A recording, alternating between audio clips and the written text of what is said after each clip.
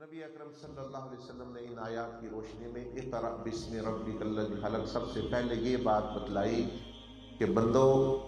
وما خلقت، تمہیں جو پیدا کیا گیا اس مقصد کو جانو، بھائی تم پیدا کس کے لیے کیے گئے ہو۔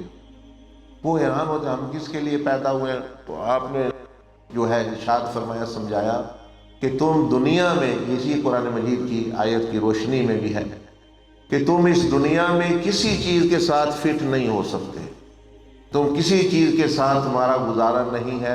ہر چیز نے تم سے جدا ہو جانا ہے۔ جیسے مچھلی جو ہے وہ پانی کے لیے پیدا کی گئی ہے، اگر پانی سے باہر وہ زندگی گزارے گی کہ اس کی مشکل زندگی گزرے۔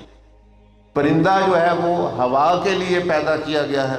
اب مچھلی کہے میں پرندے کی طرح رہنا ہے، وہ پریشان رہے گی، باہر جو ہے جب پانی نہیں ہوگا تو وہ اس کو جو ہے تکلیف ہوگی، وہ مر جائے گی۔ اسی طرح اگر پرندہ یہ کہتا ہے کہ میں پانی میں رہنا ہے، یعنی چڑیا ہے، کبوتر ہے، یہ کہتے ہیں ہم نے پانی میں رہنا ہے، ان کے لیے بھی وہ پانی کے لیے یہ پیدا ہی نہیں کیے گئے۔ تو ہمیں یہ جو سب سے پہلے سبق حضور علیہ الصلوۃ والسلام نے دیا وہ ہے کہ لا الہ الا اللہ، یہ کلمے کا پہلا حصہ ہے، دو حصے ہیں اس کے۔ پہلا حصہ ہے لا الہ الا اللہ، کہ کوئی معبود، مقصود، مطلوب، مشہود اور مسجود، یعنی سجدے کے لائق، عبادت کے لائق، زندگی کا مقصد بنانے کے لائق اللہ کے سوا کوئی اور نہیں ہے۔ تم جس کو بھی مقصد بناؤ گے، جس طرح پرندہ پانی سے باہر،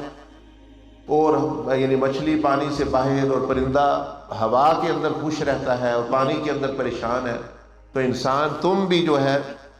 جتنا مرضی دوڑ لو، چیزوں کے پیچھے بھاگ لو، تم جو ہے یعنی خوش نہیں رہ سکو گے۔ تمہارے لیے جو ہے وہ ایسے ہی ہوگا جیسے مچھلی جو ہے وہ پانی سے باہر آ گئی۔ اور نبی علیہ الصلوۃ والسلام نے یہ ارشاد بھی فرمایا مومن جب مسجد میں جاتا ہے وہ ایسا جیسے مچھلی پانی میں ہوتی ہے، اور منافق جب مسجد میں آتا ہے جیسا پرندہ جو ہے وہ پنجرے میں آ جاتا ہے۔